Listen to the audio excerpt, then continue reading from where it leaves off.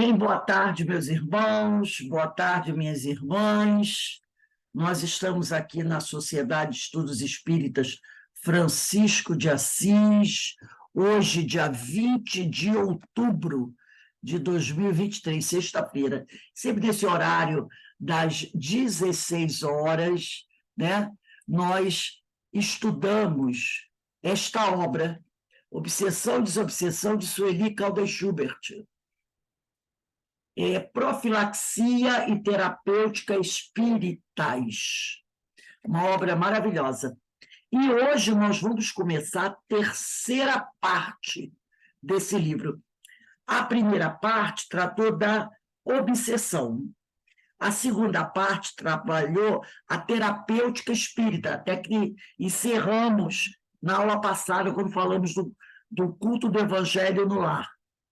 E hoje começa a terceira parte, que inicia com reunião de desobsessão, a terceira parte. E depois nós vamos para a quarta parte, que é a desobsessão natural, né?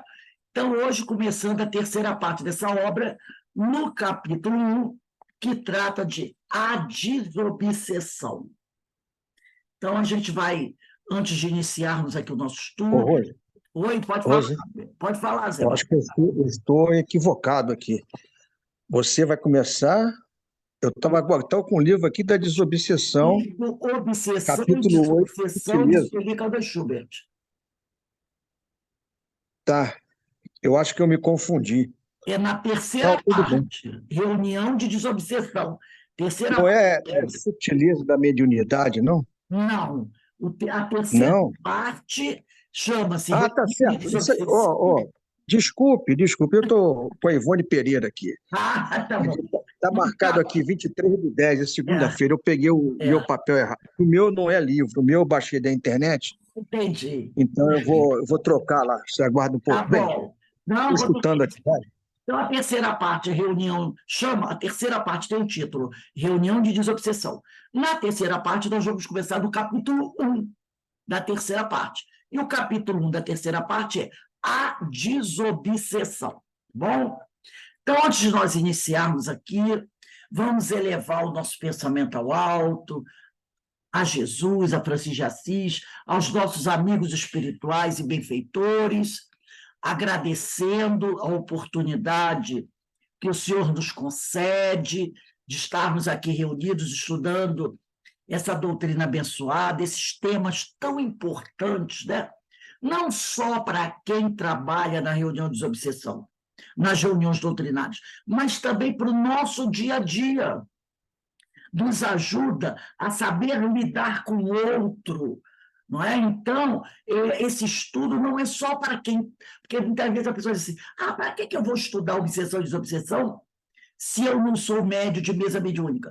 Mas os assuntos que são trazidos aqui nos ajudam a lidar com as pessoas fora da casa espírita, com a nossa família, com nossos companheiros. Então, nós só temos a agradecer a Deus essa oportunidade, desse estudo que serve para tudo nas relações humanas, não é?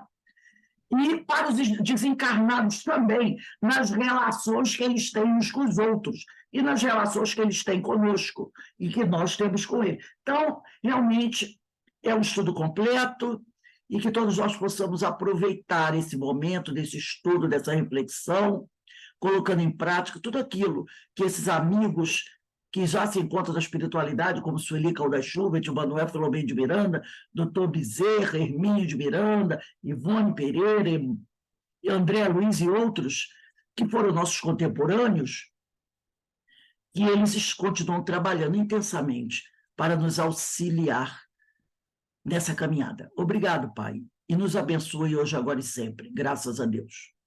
Bem, vamos lá, começando, né, com a nossa terceira parte, Reunião de Desobsessão, capítulo 1, a desobsessão. A Sueli inicia trazendo um trecho do livro de André Luiz e Valdo Vieira, desculpe, de Francisco Canto Xavier e Valdo Vieira, que é o livro Desobsessão. André Luiz, né, psicografia dos dois.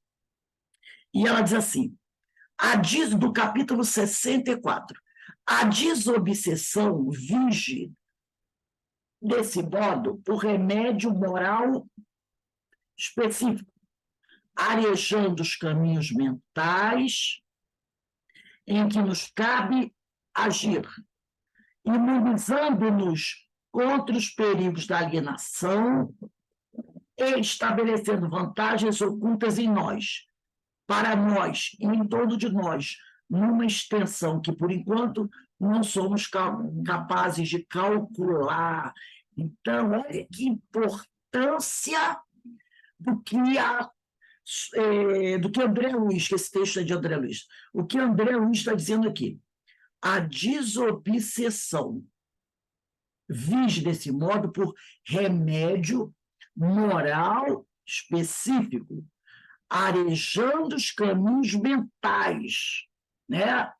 Fazendo uma profilaxia, arejando os caminhos mentais em que nos cabe agir, imunizando-nos, uma vacina, né? Contra os perigos da alienação, estabelecendo vantagens ocultas em nós, para nós e em torno de nós, numa extensão que, por enquanto, não somos capazes de calcular. Porque nenhum de nós que aqui se encontra no momento pode alegar o seguinte: eu jamais cairei numa obsessão. Não é? Aquele que se atrever a dizer isso já está no processo obsessivo. Já está no processo obsessivo. Então, nós temos que estar sempre em estado de alerta. É o tal do vigiar e orar. Porque ela diz aqui, vai nos imunizar contra os perigos da alienação, né? Em torno de nós, para nós, de uma tal forma que não somos capazes de calcular. Porque o adversário, o perigo, nos ronda. Por que nos ronda? Porque somos espíritos imperfeitos ainda, somos espíritos de terceira ordem, somos espíritos que apresentamos uma série de dificuldades, entendeu? Ainda não somos espíritos capazes de dizer, eu não guardo raiva de ninguém. Ainda não somos capazes de... Podemos até dizer, porque falar, a gente fala, mas agir assim ainda é difícil para a gente. Né? Não guardar mágoa, não guardar raiva, não guardar ressentimento. Nem que seja por um tempo, a gente guarda. E, às vezes, é esse momento, que mesmo sendo curto, que você guarda um ressentimento de alguém, e o adversário se aproveita para nos envolver. Então, esse trabalho de desobsessão tem esse objetivo, né? A gente estudando, falando sobre essas coisas, a gente está sempre se preparando e trazendo para perto de nós os bons espíritos que vão fortalecer tudo isso. Aí ela diz aqui, através dela desaparecem doenças fantasmas.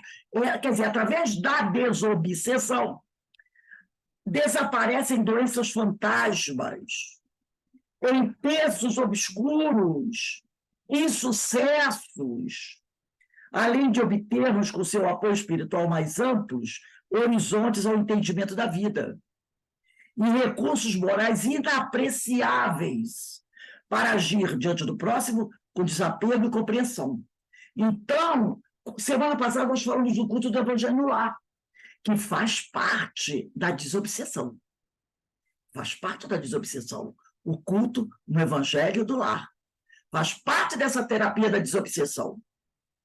E nós vimos na semana passada, né, a importância, né, do culto do Evangelho no Lar.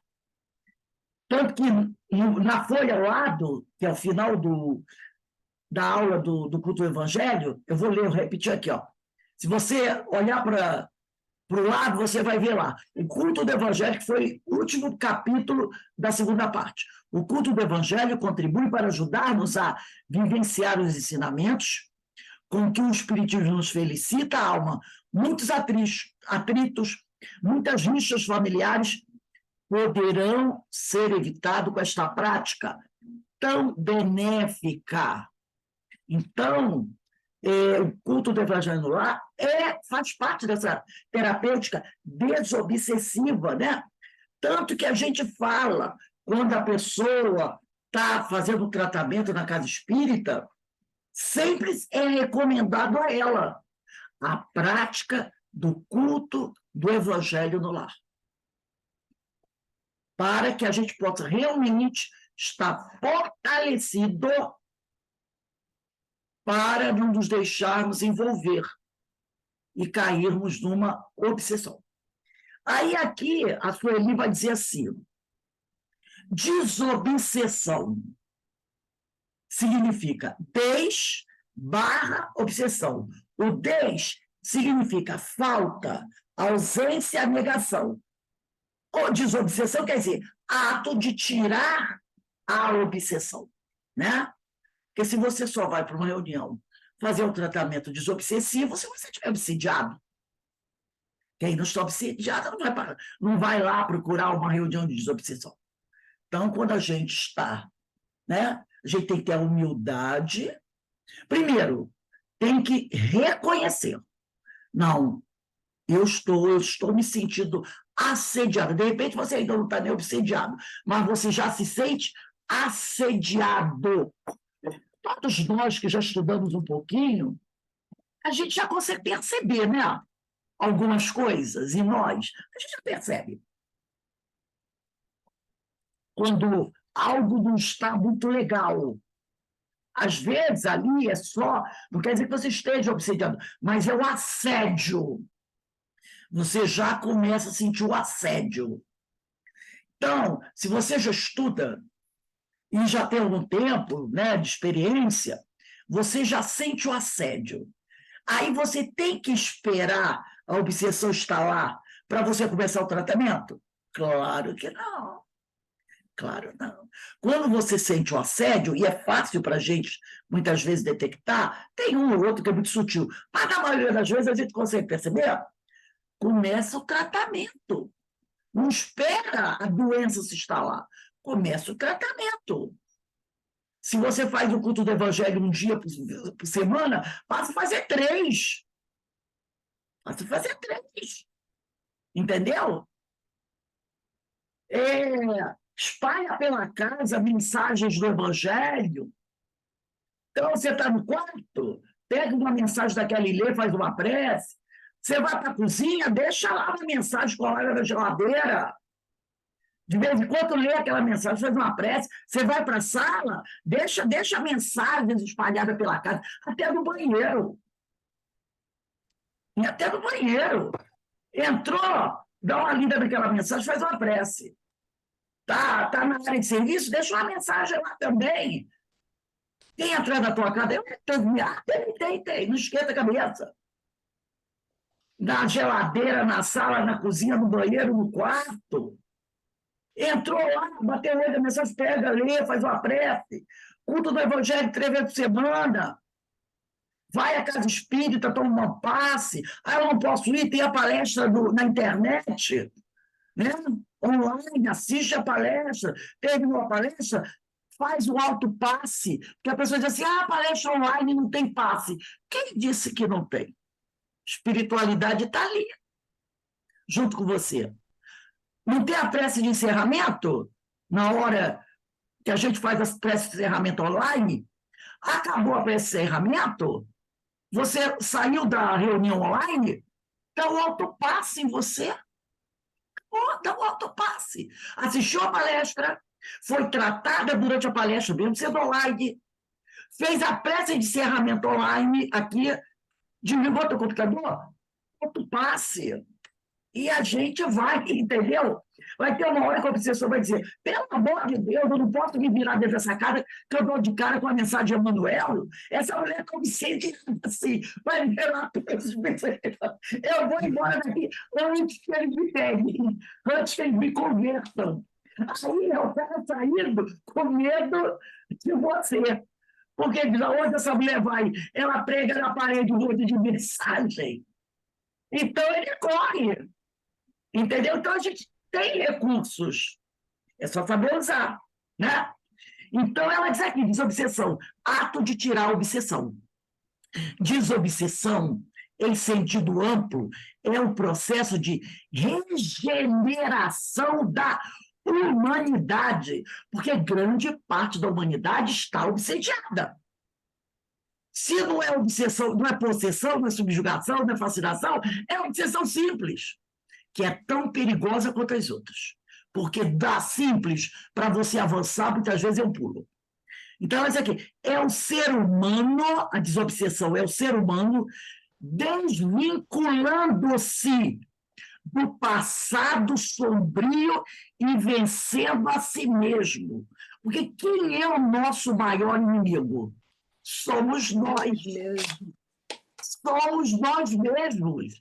Por isso, diz aqui, a desobsessão somos nós nos libertando do passado sombrio e vencendo ao nosso maior adversário, que é aquele que você, quando olha para o espelho, aparece a imagem. Somos nós mesmos.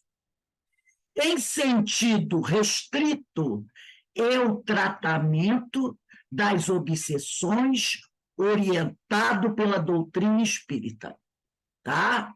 Então, numa questão menor, mais particular, a desobsessão é o tratamento das obsessões orientado pela doutrina espírita. Eu trouxe aqui, para a gente conversar um pouco mais sobre isso, um próprio texto da Sueli Caldas Schubert, porque a Sueli foi uma grande estudiosa da mediunidade, dos processos obsessivos, da desobsessão, uma grande estudiosa, tanto que ela tem vários livros publicados sobre esse tema. Eu trouxe aqui um texto dela, do livro Mediunidade, Caminho para Ser Feliz. Eu acredito que muitos de vocês têm essa obra, Mediunidade, Caminho para Ser Feliz. No capítulo 15, ela vai falar sobre a desobsessão. Todos vocês estão vendo o texto, né? Só confirma aí para mim, Verinha, rapidinho. Eu acredito que todo mundo esteja vendo. Tá, eu tô vendo sim. Ah, tá ótimo. Então, ela diz assim: a desobsessão é o ato de se tirar a obsessão, de promover a libertação, tanto daquele que está sendo perseguido, como do espírito perseguidor. Isso é importante. Isso é muito importante. Muitas vezes a gente vai fazer assim, preciso fazer o tratamento de desobsessão. Aí você está pensando em quem? Em você. Em você. Mas a desobsessão, ela trata os dois. Porque não adianta só tratar você. E o outro vai ficar à deriva? Não, ela trata os dois. O agressor e o agredido. Essa é a ideia. É a libertação dos dois litigantes. Nisto, essencialmente, reside a diferença para as demais iniciativas desse campo. Nisso reside a diferença. Pois, eu esqueci da vírgula, olha ali, ó. Nisto, essencialmente, reside a diferença. Olha como a vírgula faz diferença. Né, é importante, pois as demais iniciativas desse campo têm outra conotação e outros fins, conforme o credo das pessoas. Por exemplo, a Igreja Católica, hoje é muito pouco usado isso, mas até um certo tempo ainda é usado, mas não tanto como antigamente. Tinha o tal do exorcismo, né? No exorcismo, pelo menos que a gente vê nos filmes, o que passa para a gente? É o padre exorcista que vai conversar com o agressor, tá? E a ideia dele qual é? Expulsar o agressor, que eles chamam de demônio, né? Espírito do mal, para libertar o agredido. Então, um exorcismo é uma reunião de desobsessão. Essa reunião de desobsessão. Só que ela é diferente, né? Da forma como a doutrina encara, porque ela visa o quê? Libertar aquele que está sofrendo. E o outro é expulsar, que eles chamam de demônio, espírito do mal, de volta para onde ele veio. De volta para onde ele veio. Essa é a ideia. Em algumas outras religiões pentecostais, também é a mesma coisa.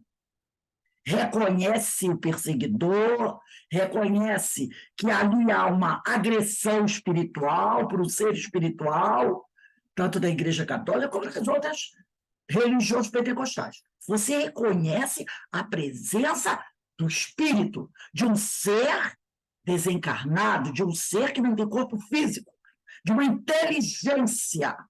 Você reconhece. Mas também visa o quê? O livramento daquele que está sendo agredido. E aí está a diferença para a doutrina dos espíritos. Porque a doutrina dos espíritos quer tirar a obsessão daquele que está sendo agredido e promover a libertação dos dois que estão lutando. Enquanto as outras religiões, muitas vezes, se preocupam apenas com uma das partes. O tratamento espírita não faz uso de exorcismo, né? Expulsão de demônios ou qualquer outro procedimento violento, pois a base da desobsessão é a compreensão de que aquele que hoje é o algoz, é o que está ferindo, é um ser humano, nunca devemos esquecer disso, cheio de ódio, revolta e desejo de vingar todos os sofrimentos que outrora lhe causaram os que agora perseguem, e que, por isso mesmo, merece esse ser em sofrimento, que quer matar todo mundo, quer se vingar, quer fazer a dor dele parar, eliminando aquele que lhe causou a dor, merece ser esclarecido e conquistado através do amor, da compreensão, do perdão, conforme os ensinamentos de Jesus. E essa é outra coisa que as outras religiões não enxergam, não percebem. Que ali está alguém, como eu, como vocês, que está sofrendo muito e carrega dentro de si uma revolta. Porque ele quer o quê? O acertar das contas. Ele quer que o outro sofra como ele sofreu, ou ainda está sofrendo. Então, ele merece ser atendido, esclarecido, né? E atraído pelos ensinamentos de Jesus, para que ele possa mudar a vida dele, para que ele possa crescer, progredir, sair daquela situação de conflito. Voltamos a mencionar, antes de prosseguirmos, que existem certos distúrbios psíquicos que muitos se assemelham a certos processos obsessivos. E, por isto, não se deve afastar a possibilidade de consulta médica para uma avaliação mais completa do quadro. Porque, muitas vezes, a pessoa ela tem um problema psíquico, emocional, e parece com o processo obsessivo. E não é. Outras vezes são as duas coisas conjugadas. É um distúrbio psíquico aliado a uma obsessão. Chegou a esse ponto, né? Então, sempre é importante aconselhar a criatura a buscar uma consulta médica, tá? Para uma avaliação. Temos visto inúmeros casos de pessoas que estão com sintomas evidentes de distúrbios mentais e que precisam de medicação adequada, recusando-se a ir ao médico porque foi lhe dito que obsessão, ou foi dito que é obsessão, ou que é mediunidade, preferindo manter a situação de sofrimento, talvez por um arraigado preconceito de se submeter a um tratamento psiquiátrico. Porque lá, né, no passado, né, e era muito comum isso. Até nas escolas, quando a professora ia falar com a mãe de uma criança, por favor, vê se a senhora vai, leva o seu menino para um psicólogo. A mãe já olhava, meu filho é maluco, psicólogo. Já tinha isso, naquela época, psicólogo já levantava o alerta da mãe. Essa professora está achando que meu filho é maluco, ia na secretaria, reclamava, aquela coisa toda, né? Imagine você recomendar a pessoa procurar um analista, um psiquiatra, um psicoterapeuta. Tem gente que não sabe, né? Então, você não pode forçar ninguém a aceitar o tratamento espiritual, porque o tratamento espiritual, né, requer plena aceitação da pessoa, tá? E muitas pessoas têm ainda muito preconceito, tá, contra o espiritismo. E não querem ouvir falar sobre isso. Não querem falar sobre isso, como não querem, como diz aqui, ó, temos visto inúmeros casos de pessoas que estão com sintomas de distúrbios mentais. Precisam de medicação adequada, mas se recusam a ir ao médico, porque ele foi dito que é obsessão, que é mediunidade. Então, você percebe que o problema da pessoa é físico, é um distúrbio mental, psíquico. Mas ele disse, não, não, não, eu não estou com distúrbio, não. Eu fui naquele centro e o moço disse que eu tenho a mediunidade, que eu tenho a obsessão. Então, eu não preciso de médico, não preciso de psiquiatra, é só obsessão. Porque, muitas vezes, ele tem um preconceito contra o tratamento psiquiátrico. Eu assisti outro dia, não se lembra se foi documentário, se foi um filme, aonde um padre, ele é padre exorcista, né? Porque a Igreja Católica ainda mantém cursos para padres, né, que fazem exorcismo. E um deles, um dos exorcistas, ele falou, ele disse assim, 80 ou quase 90% dos casos que eu sou chamado a examinar são distúrbios mentais e psiquiátricos. Ele falou isso. São problemas psíquicos. Então, normalmente esses padres são muito bem preparados, são psicólogos, são psicoterapeutas, né? Então, ele falou isso. De 80% a 90% dos casos que me chamam, né, que a igreja, a pessoa vai ao seu padre e fala, né, dependendo da situação, o padre leva a diocese e a diocese entra em contato para que aquele padre exorcista vá lá na casa da pessoa fazer uma avaliação. Ele disse que 80% a 90% são distúrbios mentais, onde a pessoa precisa de um tratamento médico, e não só a pessoa, a família também, precisa fazer a terapia. Ele ainda disse assim, pouquíssimos são os casos assim que ele necessita realmente assim, de um exorcismo, como a moda, como os católicos fazem, né? A Igreja Católica faz. Tanto é que a Igreja Católica, ela não aceita logo vamos dizer assim, a constatação de exorcismo. Ela não aceita logo de cara, no primeiro caso, não.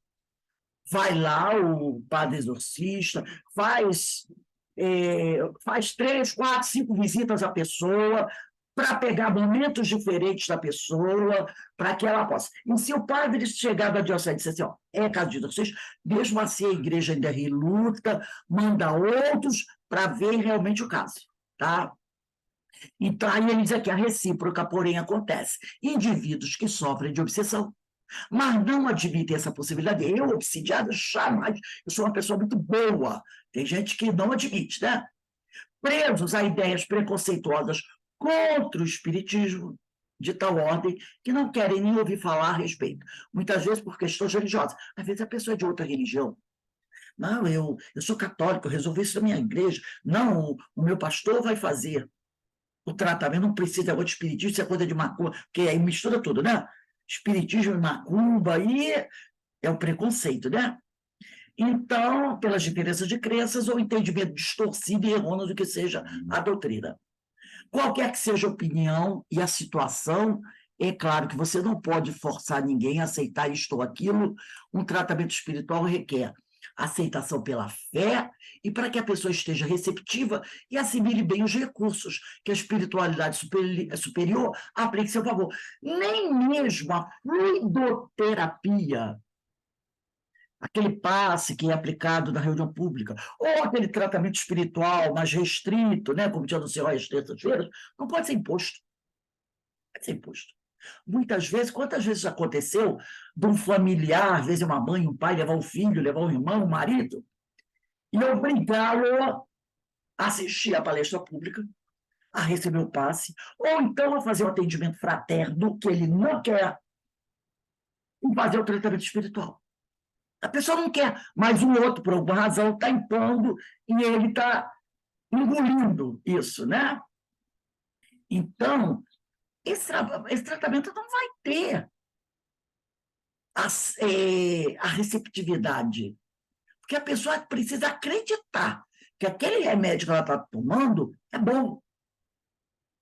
E se ela não está receptiva, não vai ter efeito nenhum. Em primeiro lugar, vejamos quem é aquele a quem chamamos de obsessor. Você vai observar que a explicação espírita é profundamente lógica e faz jus à misericórdia divina, que não condena nenhum de seus filhos, como também não criou seres para ficarem eternamente na condição de demônio, satanás ou que nomes tenham.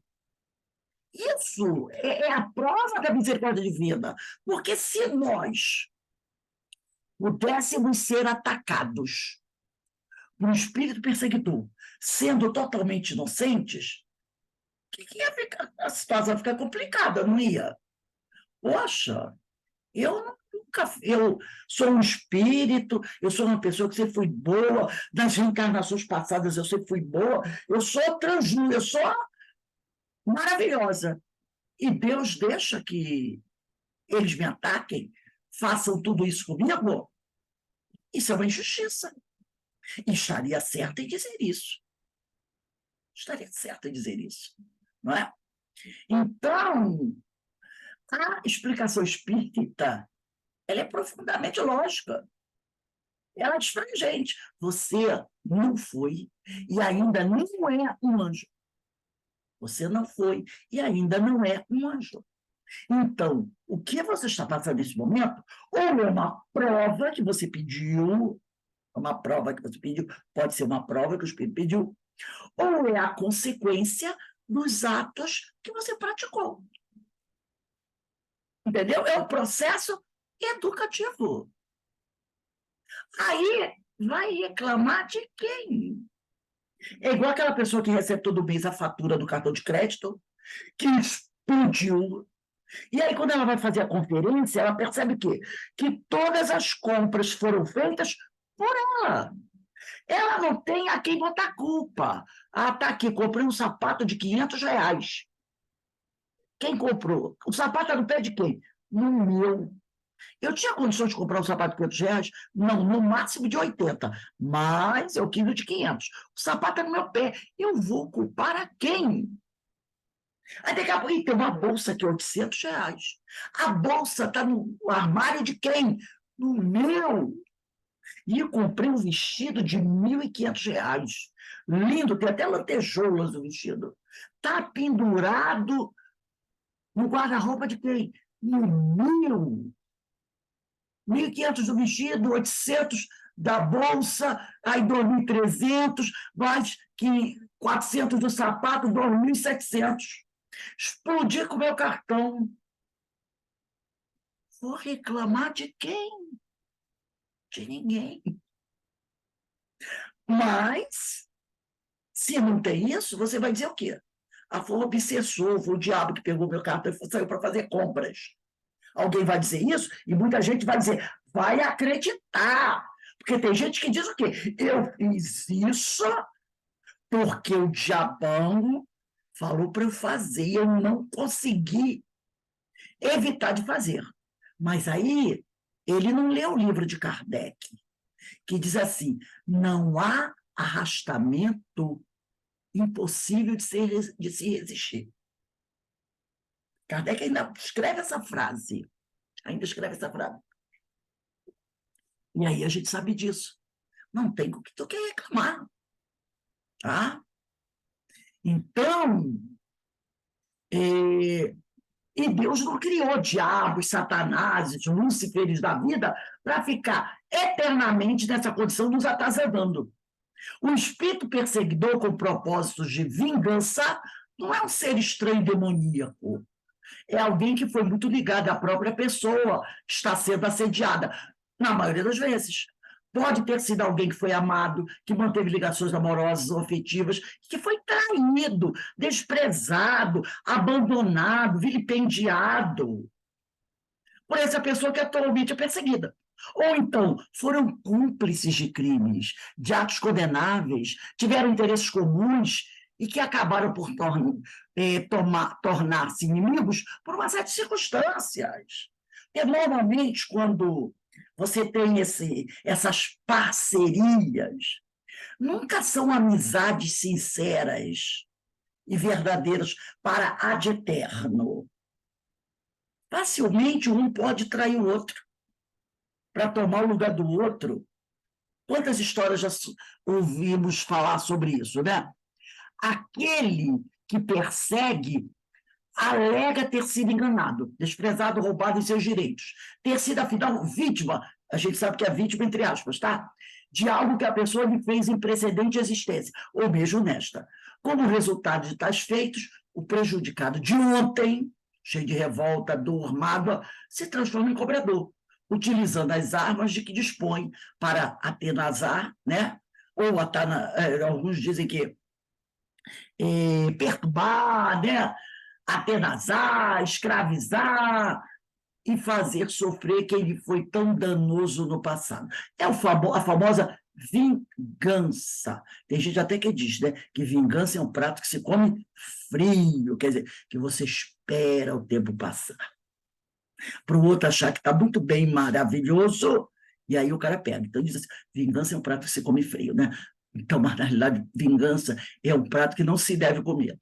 Essas armas são, obviamente, o pensamento e as emoções desequilibradas.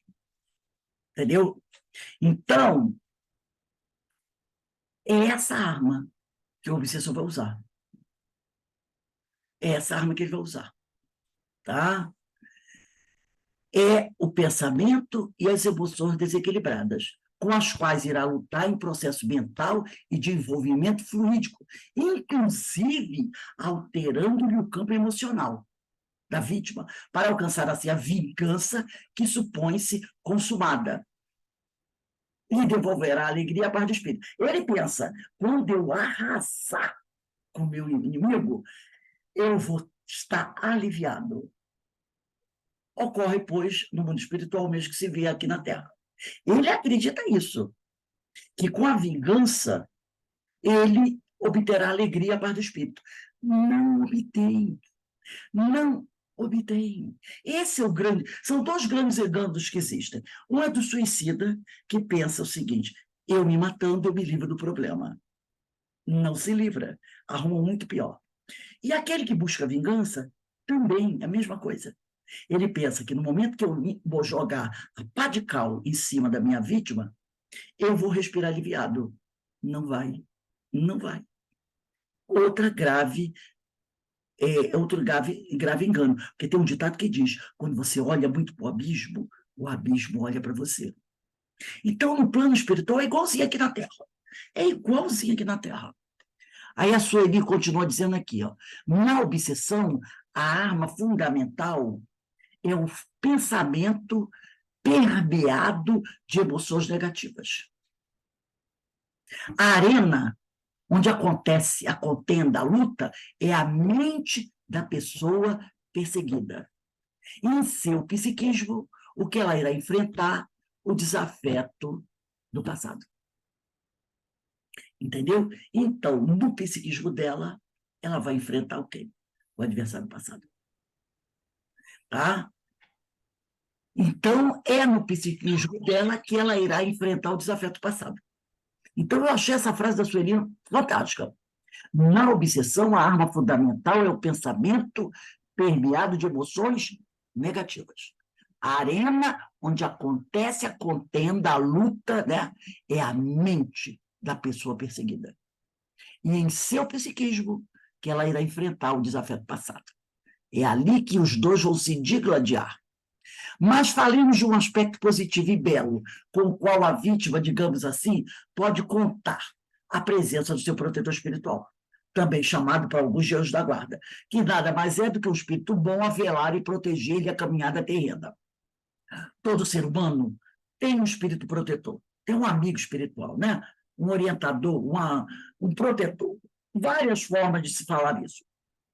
Mesmo os que não creem, desconhecem ou não aceitam isso. Até o cara, eu sou ateu.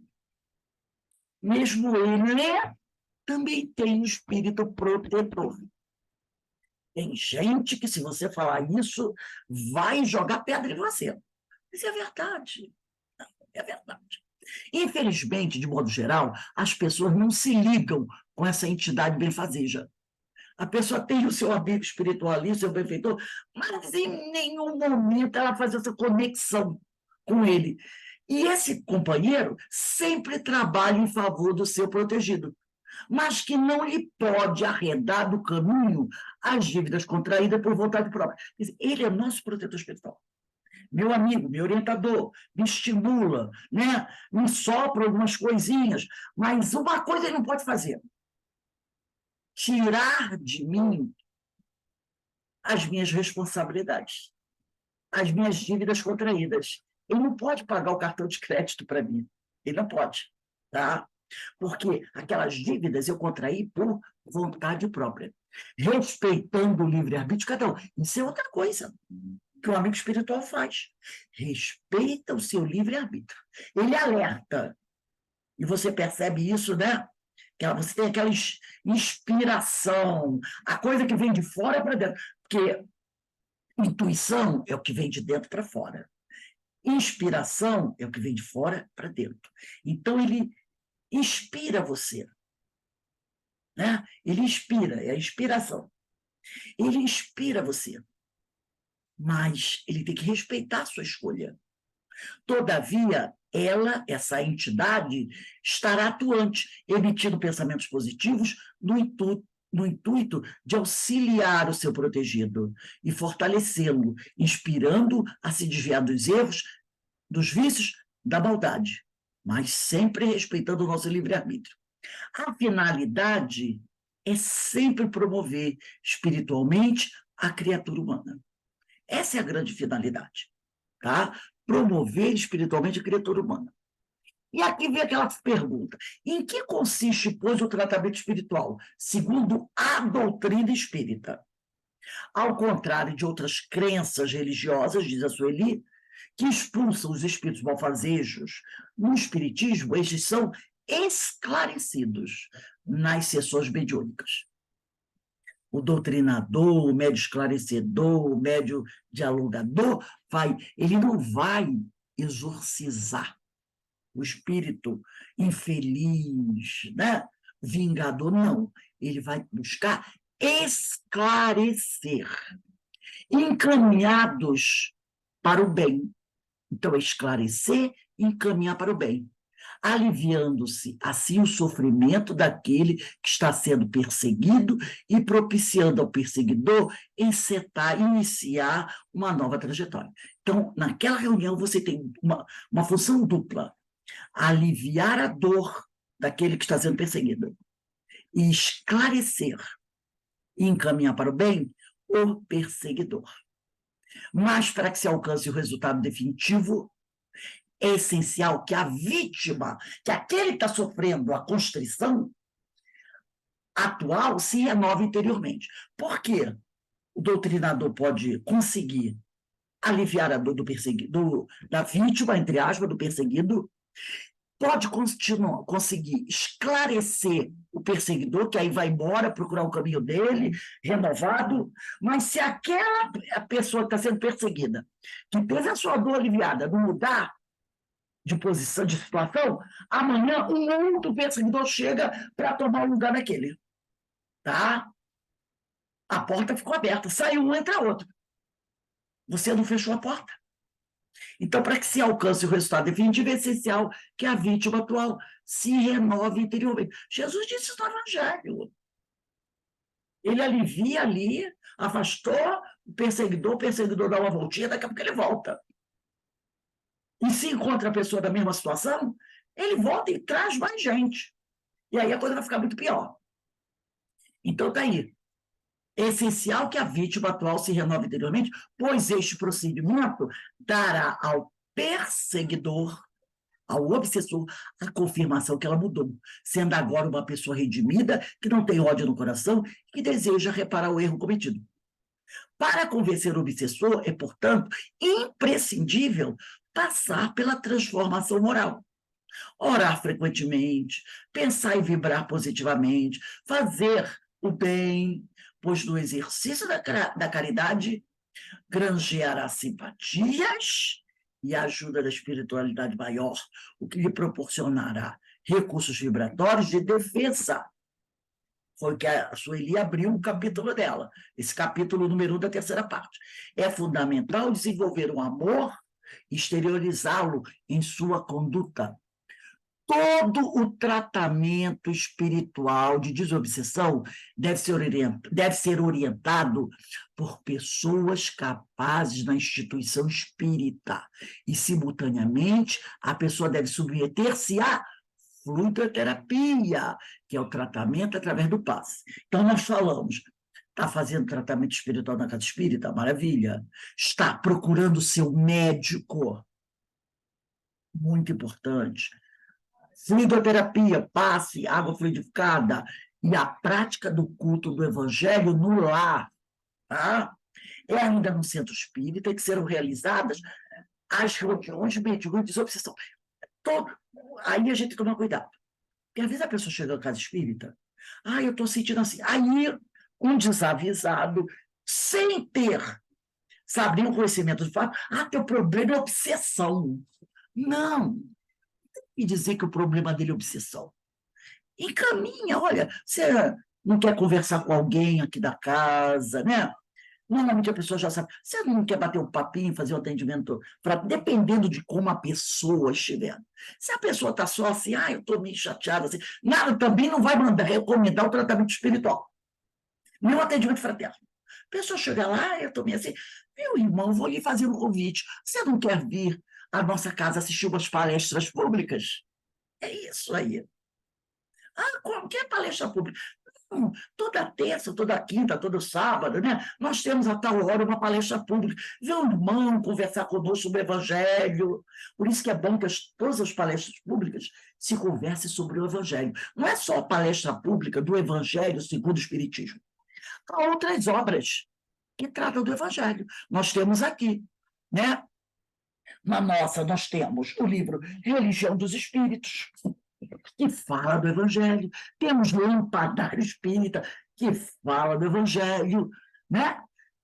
Temos quinta-feira o Evangelho segundo o Espiritismo. Então, você convida aquele companheiro para assistir às palestras públicas. Se for uma coisa que não for muito agressiva, assistindo às palestras públicas, recebendo passe, tomando água fluidificada, sendo bem recebido pela equipe da casa, aquilo pode se resolver, sem que ele precise de um atendimento fraterno e um tratamento espiritual.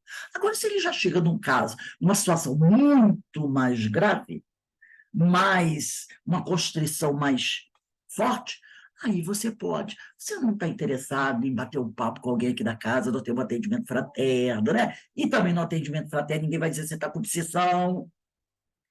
Conversar com a pessoa, vai analisar, vai dizer, olha, vamos fazer mais alguns, né, atendimentos fraternos, né, faz outro, achar que precisa de mais um, faz mais um. Depois, com muita delicadeza, encaminha a pessoa para o atendimento, para o tratamento espiritual, aquele mais reservado. Ou, às vezes, no próprio atendimento fraterno, se recomenda assim, olha, eu recomendaria você a continuar assistindo palestras públicas. Nós temos aqui na casa um estudo do Evangelho, você não quer participar? De repente, a pessoa nem vai para o tratamento espiritual. Ela continua assistindo palestras públicas, pode ser indicada, se ela gostar, estiver interessada, fazer o estudo do Evangelho. Ninguém vai pegar e dizer assim, vou botar você no estudo do André Luiz, tá? Nem da Joana de Ângeles agora. Então, vamos lá. Tinham na casa estudo do Pedro de Camargo, o Evangelho, né? Caminha as pessoas por um tratamento assim, um curso assim, mais suave de Evangelho, que a pessoa, né, participe, e aí a pessoa vai fazendo o próprio tratamento. Vai fazendo o próprio tratamento, coloca o nomezinho dela lá na gavetinha, qualquer coisa assim, né? Então, É no centro espírita. Quando houver realmente uma necessidade, né? Aí a gente vê que a situação, mas é no centro espírita, com pessoas preparadas, tá?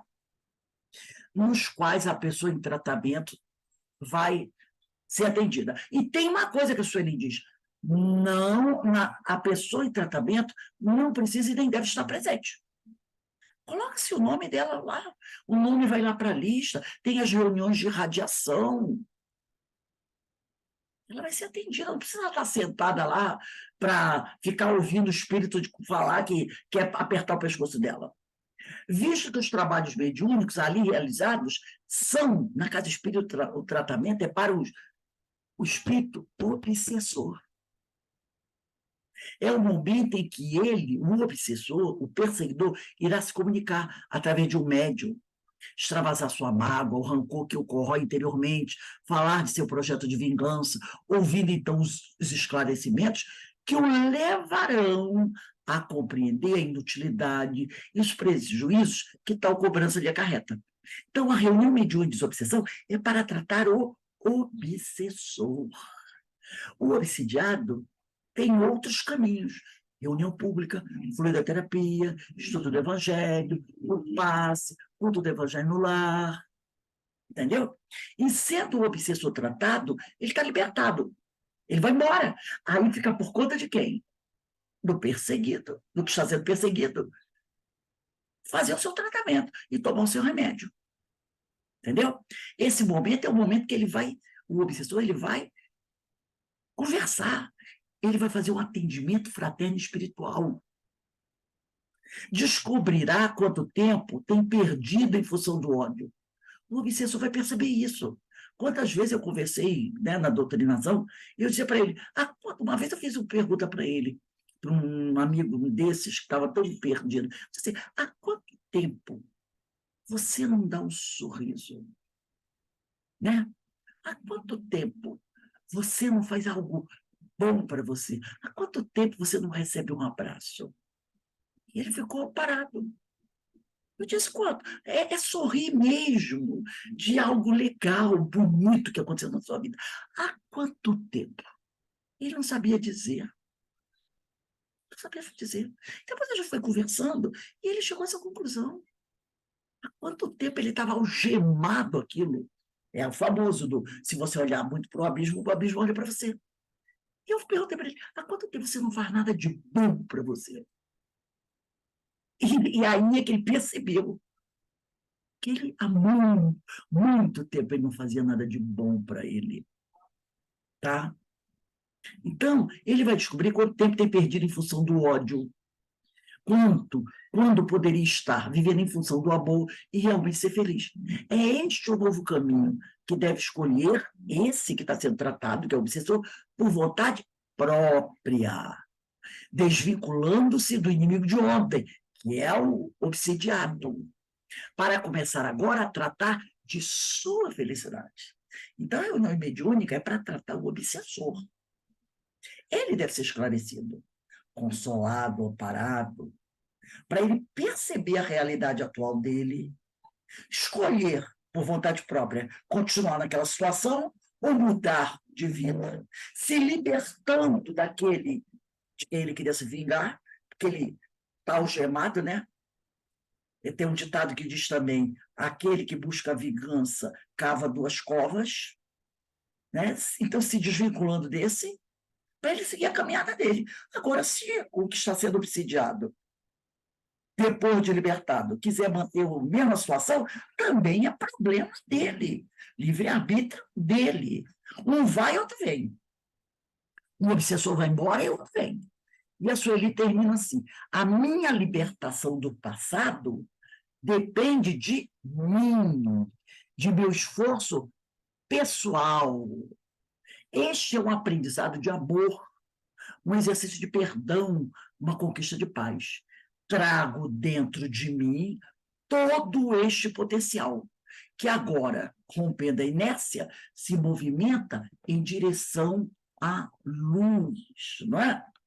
Então, foi o que, voltando aqui, eu achei esse esclarecimento dela muito bom, voltando aqui, a gente volta ao livro, quando lá ela diz assim, ó, desobsessão, 10 barra obsessão.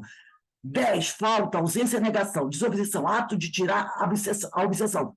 E aqui ela diz assim, desobsessão em sentido amplo é o processo de regeneração da humanidade. Em sentido amplo, no sentido maior, é o ser humano desvinculando-se do passado sombrio e vencendo a si mesmo.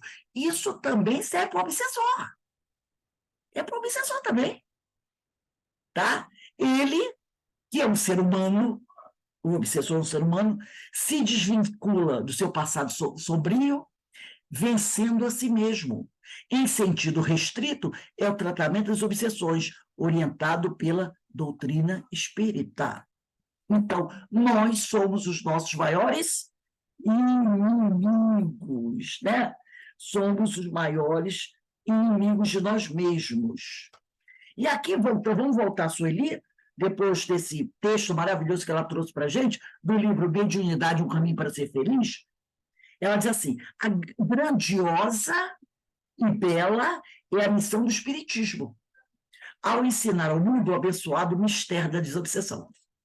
Então, ela diz assim, grandiosa e bela a missão da doutrina espírita, que ensina para a gente, tá, para todos nós, qual é o objetivo da desobsessão. Porque, senão, a gente vai continuar se achando vítima. Vítima. Não é? E a vítima, entre aspas, está tudo bem, ela é vítima, ela não precisa de tratamento, ela é vítima. Quem tem que ser tratado é o quê? É o agressor. Mas a gente aprende que não tem vítima. O agressor de ontem é, entre aspas, a vítima de hoje. E muitas vezes a vítima de hoje vai ser o agressor de amanhã. Porque fica naquele círculo vicioso. Me bateram muito nessa encarnação, amanhã sou eu que vou bater. Aí, da outra vez, eu que bati, vou apanhar. Aí eu digo, não, agora que me bateram de novo, eu vou bater de novo. E você não muda esse esquema, não muda essa situação. Né? E com isso o tempo vai passando, o tempo vai passando, o tempo vai passando. Né? Então, ela diz aqui, a transformação moral que se anuncia e da qual já sentimos os efeitos, e a gente está percebendo, não já percebe os efeitos da transformação moral? Só é cego que não quer ver, que não percebe. A transição dolorosa que vivemos só chegará a bom termo quando, atendendo ao imperativo da dor e da evolução, por isso que a gente reencarna, para evoluir, os seres humanos desanuviarem o seu céu interior como em processo desobsessivo, conseguindo vencer vícios e defeitos que todos cultivamos com verdadeira obsessão e dos quais somos escravos. Quando ela diz aqui, né, que a transformação moral que se anuncia, né, da qual já sentimos efeitos, a transição dolorosa que vivemos só chegará a bom termo quando, atendendo aos imperativos da dor e da evolução dos seres humanos, desanuviarem o seu ser interior. É igual assim, você acorda de manhã, abre a janela, tá aquela nuvem preta, né? Tudo nublado. Aí você vai dizer assim, quando é que eu vou ver tudo muito mais claro? Quando o sol aparecer. Como é que o sol vai aparecer? Quando a nuvem escura foi embora. Gente, lembra que eu falei que ia ter que dar uma paradinha aqui? Só um minutinho, eu vou dar agora, tá? Daqui a pouco eu volto. Só um minutinho, tá? Que eu pedi a vocês lá no início, eu avisei. Só um minutinho. Problema resolvido. Então, as questões materiais que não podem ser adiadas. Então, diz aqui, né? A transformação moral que se anuncia, da qual já sentimos os efeitos, a transição dolorosa que vivemos, só chegará a bom tempo quando, ascendendo ao imperativo da dor e da evolução, os seres humanos desanuviarem o seu céu interior, como em processo desobsessivo, conseguindo vencer vícios e defeitos. E todos cultivamos com verdadeira obsessão, porque às vezes a gente cultiva os vícios com obsessão, né? Eu gosto tanto disso, já me falaram que isso não é bom, mas isso é tão gostoso. O que será? Eu vou ficar mais um pouquinho fazendo isso. não há de fazer nenhum mal, né? Aí a gente estica aquela prática nefasta por mais algum tempo, porque ela nos agrada. Então, mas todo dia que eu abro essa janela, tem essa nuvem negra do céu, ela vai estar lá. Enquanto você não fizer o sol brilhar. Você não permitir ao sol brilhar. Ele só vai brilhar quando eu estou afastado da nuvem negra. Qual é a nuvem negra? São os nossos vícios. Alguns muito suaves. A maledicência, a negatividade. Porque quando alguém diz para você fazer uma coisa, ou você planeja, primeiro você planejou, acho que vou fazer isso. Ah, não vou fazer não, porque não vai dar certo. Você propôs a situação. Ah, estou pensando em pintar essa parede de azul. Ah, não, não vou pintar, não. Primeiro que a tinta é cara. Segundo que eu acho que o azul não vai, né? Ah, poxa, me convidaram para ir no centro assistir uma palestra, vai ter um seminário. Ah, não vou, não. Eu acho que vai chover. Vou ficar lá sentado 1 hora assistindo. E já pensou, vou ficar 2 horas assistindo um seminário, não vou poder nem fumar o meu cigarrinho. Entendeu? Então, nós mesmos, muitas vezes, colocamos os empecilhos da nossa vida. Aí ele diz aqui, e são vícios que nós cultivamos e dos quais somos escravos. Tais deficiências, diz a Sueli, por outro lado, são portas abertas aos irmãos menos felizes, que nos espreitam, desejosos de fruírem a nossa companhia ou de colherem mais uma vítima nas malhas da escravidão mental e moral. Então, muitas vezes, fala nossos amigos do passado. Né? Então, eles aproveitam essa nossa deficiência para curtir um pouco mais da nossa companhia. Então, porque eles querem realmente nos destruir. Tá? Então, eles viram uma brecha, é por aqui que eu vou passar. A nossa regeneração, diz a Sueli, é, pois, a nossa desobsessão, autodesobsessão, né? Porque tem a desobsessão que você pode, né, fazer através do estudo, lá na casa, dependendo da situação na casa espírita, mas tem também a autodesobsessão, aquela que você faz, que nós falamos hoje várias vezes, né? Então, a nossa regeneração é, pois, a nossa desobsessão, autodesobsessão, que poderá ser levada a efeito por nós mesmos de maneira natural. Ela até fala aqui, para a gente dar uma olhadinha no capítulo 3, da 4ª parte. Nós ainda vamos estudar. Mas a gente já falou aqui, culto do evangelho no lar, transformação moral, otimismo, né? Buscar as coisas boas, as boas companhias, ler bons livros, estudar o evangelho, essa coletânea que nós já falamos aqui. Isto é, aceitando Jesus de maneira plena, o que equivale a dizer evangelizando-se, ou ainda, nos casos de obsessão declarada, aliando-se à autodesobsessão aos recursos espíritas. A desobsessão, agora analisada, refere-se ao tratamento nas reuniões especializadas. É a parte relativa ao Ministério da Desobsessão, tal como nos orienta o Espiritismo.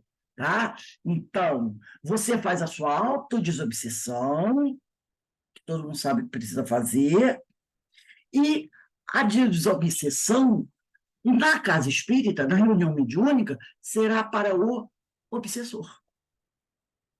Porque você tem que encará-lo como um ser humano doente. O obsessor é um ser humano doente.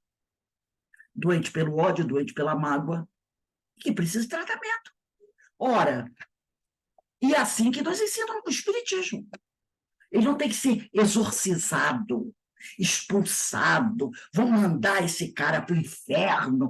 Não. Ele tem que passar pelo tratamento, como nós queremos ser tratados. Não é? Façais aos outros o que gostariam que te fizessem. E a doutrina espírita nos explica isso. É preciso tratar os dois, e não só. O que outras doutrinas, religiões, muitas vezes não sabem. E aí só cuidam de uma parte, não cuidam da outra parte. Alguém gostaria de comentar alguma coisa antes da gente encerrar?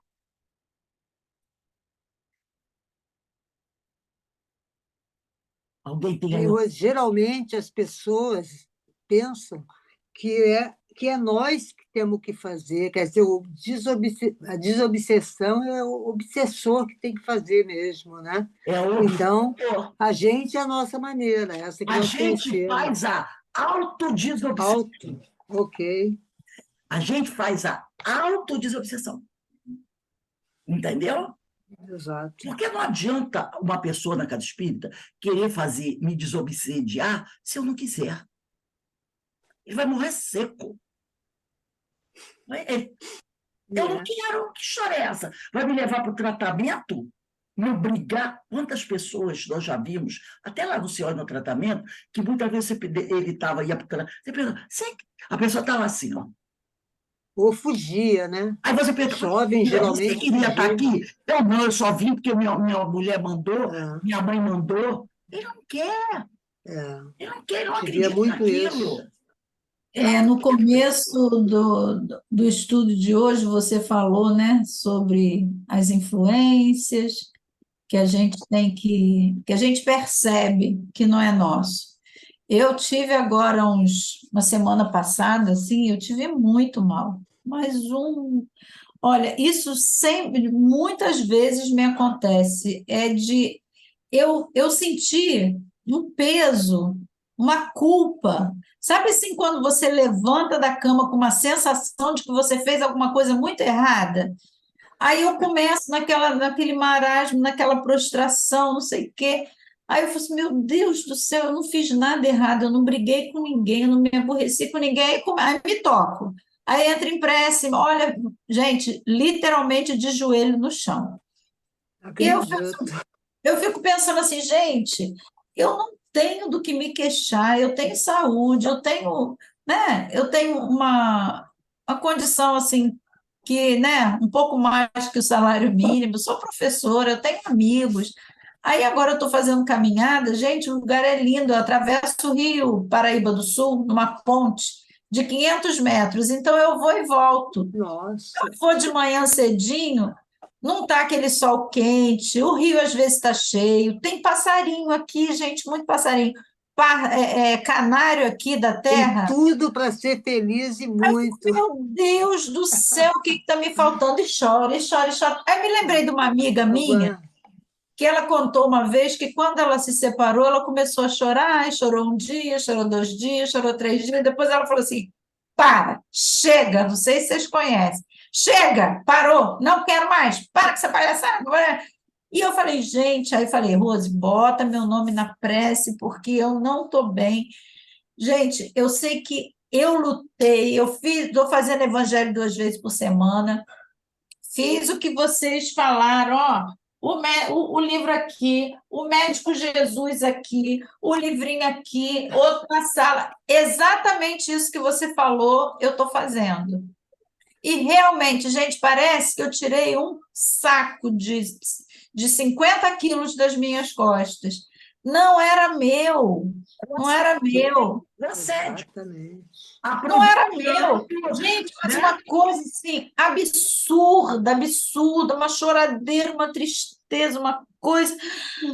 E eu comecei, ó, evangelho e leitura e reza e oração e pedir ajuda para fazer a prece. E vai, outro dia eu estava indo caminhar com aquela. Digo, chega, para, isso não é meu. Pode parar. Alto, olha alto. Como você está falando aí, Desobsessão aí. aconteceu assim comigo. Eu não sou dessas coisas de sofrer muito tempo mesmo, não sou. Eu estou lembrando de você mesmo, que você falou para a gente sobre isso. Aí um dia eu estava dentro de casa, sabe aqueles dramas do século passado, que não são coisas afeitas a mim, eu não tenho essa coisa, né? Desse drama. E eu estava assim, parecia uma dessas drama do lado passado, né? E aí e foi até interessante que meu filho estava dentro de casa e ele olhava para minha cara, que ele me conhecia, sabia que aquilo não sou eu, assim. Aí ele desceu, foi para a rua. Eu estava deitado na cama, daqui a pouco eu parei, olhei em volta assim, chega, eu não me aguento mais. Eu falei, eu não estou me aguentando. Ô, Rose, Isso aí. tem ainda tempo para uma fala? Claro. Aí eu falei, isso não me pertence, isso não sou eu não sou disso.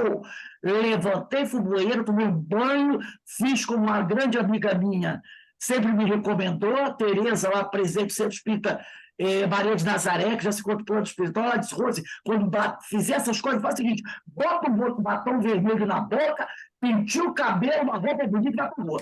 Vai pra Na rua. mesma hora, eu lembrei de Tereza, também. Vai dar uma volta no shopping. Aquele batom vermelho, me arrumei. Quando meu filho voltou, 15 dias depois, olhou para mim e disse assim, Pô, eu saí da Agora eu vou internar. Uma das camélias, caída da cama, voltando. Você está em pé, eu parecia a Dama das Camélias, conhece a história da Dama das Camélias. sim. Ele voltou para vir em pé, eu falei, deixa eu lá. Sim, quando a coisa. Aí ele falou, não, agora eu interno. Não, tem que... Foi uma coisa, depois que eu... assisti palestra evangélica, já teve uma vez que eu assisti 5, 6 de uma vez só. No Santo Melhorou. Eu durmo Tem que ser, escutando tem que palestra. ser. Eu escuto demais. Eu faço bastante isso. Então, assim, eu estou aqui, eu só tenho um primo e a esposa dele. E a minha prima é sogra dessa menina, né? Mãe dele. E elas não se dão, não. A minha prima tem ciúme do filho. E eu me dou muito com ela, e ela tem ciúme da gente também. Gente, teve um dia que eu comecei, falei assim, ai, a Andresa não me respondeu bom dia. A Andresa não falou comigo. Aí ela está com raiva de mim. Gente, aquele troço foi crescendo. Aí o que eu fiz? O que eu falei? Aquele negócio foi crescendo, eu fiquei uns 2 dias assim. E ela tem uma vida muito atribulada. Ela tem uma vida muito atribulada. E realmente ela vive numa correria, é hospital, é clínica, é filha. Gente, e ela não me respondia, aí ela bota um bom dia sem ponto, sem vírgula, sem exclamação, e aquilo já se transformou num... Eu falei assim, não, vou me embora, não vou mais ficar aqui, ela está com raiva de mim. Gente, uma coisa insana. Depois que passou, eu falei, meu Deus, como é que as coisas acontecem, como é que a gente é usada. Amarrada, usada, né? Mas é isso aí. Depois que passou... Aí um dia ela falou, passou os 2 dias, eu falei assim, comadre, vou aí tomar um café hoje, eu estou mais folgada, vou aí tomar um café, tem um cafezinho para nós aí? Eu falei assim, gente, que é isso?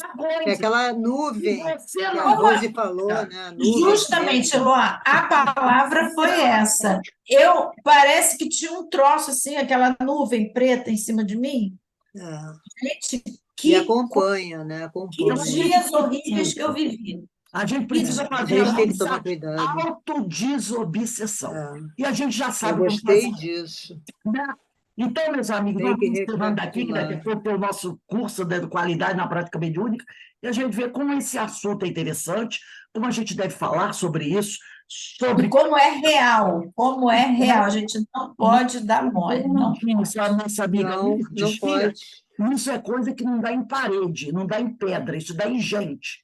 Então, a gente está sempre falando sobre isso para poder estar alerta de que aquilo existe e que você já tem os recursos para tratar. Não é isso? Transformar. O obsessor, ele leva a culpa sozinho, né? O obsessor que não é a vítima, é a nossa vítima, é o obsessor. Né? Então, exatamente. meus irmãos, nós vamos encerrar aqui a nossa aula, agradecendo a Deus, a Jesus, essa oportunidade da gente estar aqui trocando ideias, alertando, dando nosso testemunho e mostrando que isso acontece com todos nós, mas que nós já temos o recurso que a doutrina espírita nos oferece para tratar disso, né? E lembrando que o outro também precisa ser tratado, tá? Então, a benção, agradecemos a Deus, a Jesus, por essa oportunidade que todos nós estamos tendo, principalmente nós que somos espíritas, já de conhecer o melhor remédio para tratar, né, da obsessão. Vou